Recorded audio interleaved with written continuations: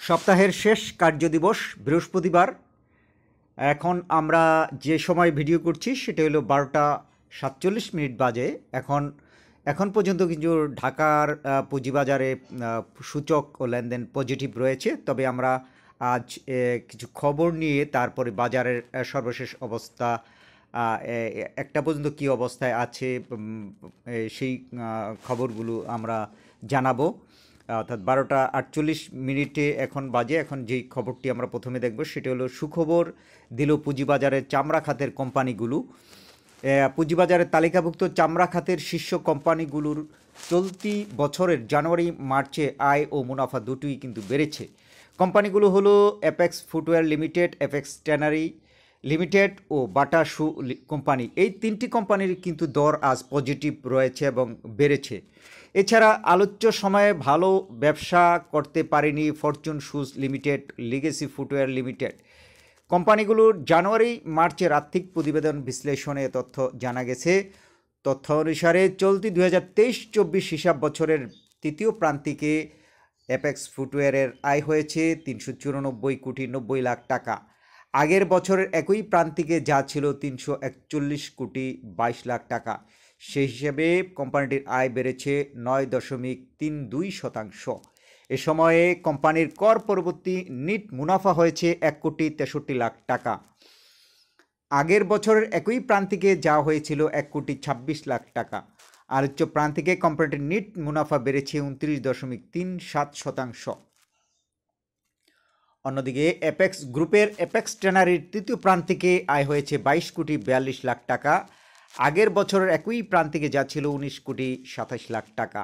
আলোচ্য সময়ে কোম্পানির নিট মুনাফা হয়েছে 1 কোটি 89 লাখ টাকা। আগের বছরের একই সময়ে নিট লোকসান হয়েছিল 2 কোটি 93 লাখ টাকা। চামড়া খাতের বহুজাতিক কোম্পানি বাটা শু চলতি 2024 হিসাব বছরের প্রথম প্রান্তিকে জানুয়ারি মার্চ 280 কোটি 49 লাখ টাকা আয় করেছে। আগের হিসাব বছরের একই সময়ে যা ছিল 244 কোটি 84 লাখ টাকা। সেই হিসেবে কোম্পানির আয় বেড়েছে 14.58%। এ সময় কোম্পানির নিট মুনাফা হয়েছে 18 কোটি 36 লাখ টাকা। আগের বছর একই সময় যা ছিল 13 কোটি 63 লাখ টাকা। অর্থাৎ নিট মুনাফা বেড়েছে 34.70%। চলতি বছরের প্রথম 3 প্রান্তিকের তালিকাভুক্ত কোম্পানিগুলোর মধ্যে ফরচুন শুজের আয় ও মুনাফা দুটোই কমেছে।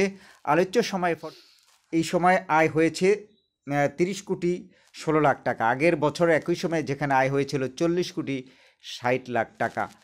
আলোচ্য সময়ে নিট মুনাফা হয়েছে 98 লাখ। আগের হিসাব বছর একই সময় যা ছিল 1 কোটি 56 লাখ টাকা। অর্থাৎ বছরের ব্যবধানে কোম্পানিটির নিট মুনাফা কমেছে 37.18%। একই সময়ে লিগেসি ফুটওয়্যারের আয় বাড়লেও লোকসানেও কিছুটা বেড়েছে। আলোচ্য সময়ে বিক্রি বাবদ আয় হয়েছে 13 লাখ টাকা। আগের বছর একই সময়ে যা ছিল 4 লাখ টাকা। অর্থাৎ বছর ব্যবধানে কোম্পানিটির আয় বেড়েছে 225%। এ সময় নিট লোকসান হয়েছে 28 লাখ টাকা। আগের বছর একই সময়ে যা ছিল 17 লাখ টাকা। অর্থাৎ আলোচ্য সময় কোম্পানিটির লোকসান বেড়েছে 64.71%। অর্থাৎ চামড়া খাতের কোম্পানিগুলোর যে তিনটি আয় ও মুনাফা ভালো করেছে তার কিন্তু আজ পজিটিভ ট্রেন্ড লক্ষ্য করা যাচ্ছে। এই সংবাদটি আজকে পরিবেশন করা, অর্থাৎ পুঁজিবাজার যেসব কোম্পানি ভালো করছে এখন যে বাজারের যে ট্রেন্ড দেখা যাচ্ছে তাতে দেখা যাচ্ছে যে ভালো মুনাফা করেছে এবং উৎপাদনে রয়েছে সেই সব কোম্পানির দিকে বিনিয়োগকারীদের ঝোঁক দেখা যাচ্ছে এবং সেই সব কোম্পানির দরও কিন্তু ঊর্ধ্বমুখী দেখা যাচ্ছে। এখন আমরা আজকে আরও কয়েকটি নিউজ আমরা যদি দেখি চোখ বোলা, আরও 3 কোম্পানির পর্ষদ সভার তারিখ ঘোষণা হতে পারে। লভ্যাংশ ঘোষণা আজকে 3টে কোম্পানির লভ্যাংশ ঘোষণা সংক্রান্ত তারিখ জানিয়েছেন। ভিতরে রয়েছে বাংলাদেশ জেনারেল ইন্স্যুরেন্স কোম্পানি। আগামী 26 জুন কোম্পানিটির পর্ষদ সভা হবে। ঢাকা ও চট্টগ্রাম স্টক এক্সচেঞ্জ সূত্রে কিন্তু এইসব তথ্য জানা গেছে। অন্যদিকে ফার্স্ট ফাইন্যান্স এই কোম্পানিটির পর্ষদ সভা হবে আগামী 24 জুন। আর ইউনিয়ন ক্যাপিটাল এই কোম্পানিটির পর্ষদ সভা 27 জুন অনুষ্ঠিত হবে। পর্ষদ সভা সংক্রান্ত এই ছিল একটি খবর। তারপরে পপুলার লাইফের পর্ষদ সভার তারিখ জানিয়েছে। এই কোম্পানিটির আগামী 26 জুন পর্ষদ সভা হবে। আর পুঁজিবাজারের লেনদেনের সময় অপরিবর্তিত রয়েছে, অর্থাৎ সকাল 10টায় লেনদেন শুরু হয়ে তা বেলা 2:15 পর্যন্ত চলবে। আর ব্যাংক এবং অন্যান্য প্রতিষ্ঠানে কিন্তু সময়সূচি পরিবর্তন হয়েছে, কিন্তু পুঁজিবাজারে পরিবর্তন হয়নি।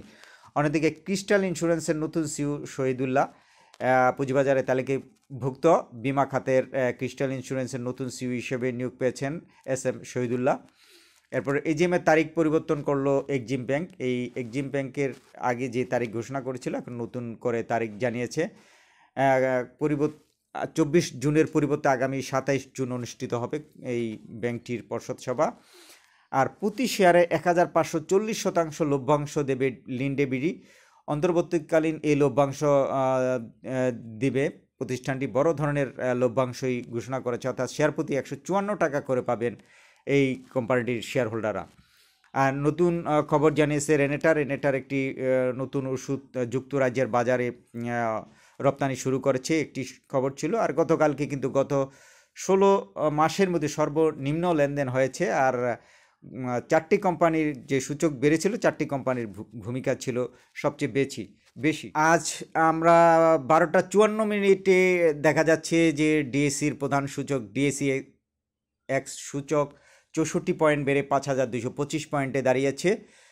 গত এক বছরে মার্কেট রিটার্ন কিন্তু -17.30%, আর গত 6 মাসে মার্কেট রিটার্ন -16.61%। এই সময়ে দর বেড়েছে 272টির, কমেছে 80টির এবং 55টির দর ছিল অপরিবর্তিত। আর ইন্ডেক্স মুভার যেসব শেয়ার রয়েছে এই সময়ে, সেই শেয়ারগুলোর মধ্যে Walton hitech, Renata, Linde BD, Robi, Square Pharma, বেড বিসি, ইউনিলিভার, গ্রামীণফোন, তারপরে রয়েছে ইউনাইটেড পাওয়ার গ্রিড, তারপরে রয়েছে United Power Generation and Distribution Company Limited, তারপরে পাওয়ার গ্রিড। অর্থাৎ এই কোম্পানিগুলোর দর কিন্তু আজকে বাড়ছে, যার ফলে সূচকের একটা পজিটিভ ইম্প্যাক্ট পড়েছে।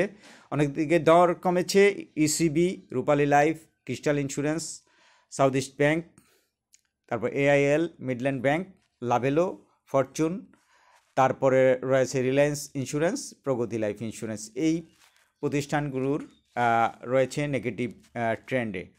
আর এ সময় যদি দেখি, যে সময় লেনদেন হয়েছে 224 কোটি টাকার, অর্থাৎ এখন বাজে 12:55, এই সময় সর্বশেষ আপডেট ছিল এই। আশা করছি আমাদের সাথে লাইক, কমেন্টস এবং সাবস্ক্রাইব করে পাশে থাকবেন। সবাইকে অসংখ্য ধন্যবাদ। আবার আগামীতে দেখা হবে নতুন খবর, নতুন কিছু নিয়ে। ধন্যবাদ।